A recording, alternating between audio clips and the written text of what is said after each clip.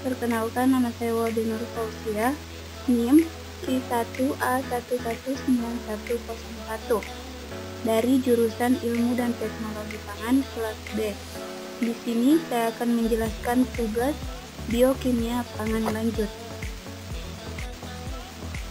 dengan judul karakteristik roti tawar kaya serat dan disubstitusi menggunakan tepung ampas kelapa menggunakan fermentasi ragi. Selanjutnya, nama mikroba yang digunakan dalam fermentasi roti yaitu mikroba Saccharomyces cerevisiae. Sebelum kita berlanjut, saya akan menjelaskan apa itu mikroba Saccharomyces cerevisiae.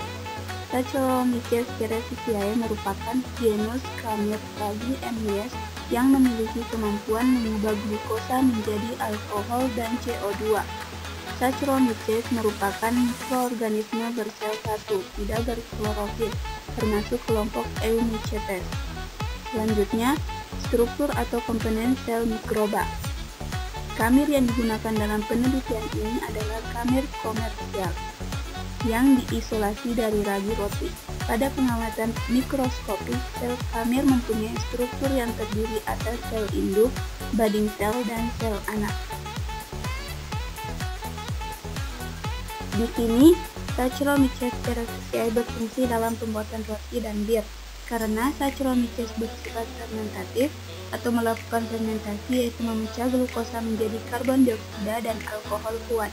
Namun dengan adanya oksigen, Saccharomyces juga dapat melakukan respirasi yaitu mengoksidasi gula menjadi karbon dioksida dan air. Di sini kita bisa melihat faktor-faktor apa saja yang mempengaruhi kerja mikroba dalam fermentasi pangan. Proses fermentasi dipengaruhi oleh berbagai faktor yang harus dikontrol agar proses berlangsung optimal, antara lain pH, suhu udara, dan kelembaban. Yang pertama, dalam proses fermentasi, pH merupakan variabel pertumbuhan mikroorganisme yang sangat penting. Untuk Saccharomyces cerevisiae, pertumbuhan yang optimal berlangsung dalam media dengan pH 4,0 sampai 5,0. Selanjutnya, Saccharomyces cerevisiae mempunyai suhu optimal untuk pertumbuhan mikroba. Sebagian besar Saccharomyces cerevisiae merupakan suhu fermentasi sekitar 28 sampai 30 derajat Celcius. Kadar oksigen yang dibutuhkan oleh khamir untuk bertumbuh adalah 0,05 sampai 0,10 mm Hg tekanan oksigen. Selanjutnya, bahan baku untuk produk pangan fermentasi. Roti merupakan makanan fermentasi berbahan baku tepung terigu, air, dan ragi. Roti yang sering dikonsumsi masyarakat. Roti disebut sebagai produk fermentasi karena menggunakan ragi untuk pembentukan rasa dan aroma. Di sini, mikroba utama pada ragi roti adalah Saccharomyces cerevisiae. Ragi akan merombak gula membentuk gas karbon dioksida dan alkohol. Gas karbon dioksida akan terperangkap pada adonan yang menyebabkan adonan mengembang dan menghasilkan roti yang empuk.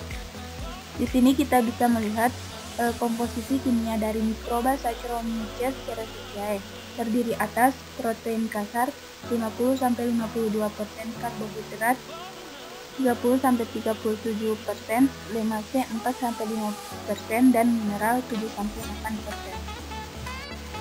Slide selanjutnya yaitu metabolisme mikroba. Pertumbuhan Saccharomyces dipengaruhi oleh adanya penambahan nutrisi yaitu unsur C sebagai sumber karbon, unsur N yang diperoleh dari penambahan urea, ZA, amonium, dan pepton, mineral, dan vitamin.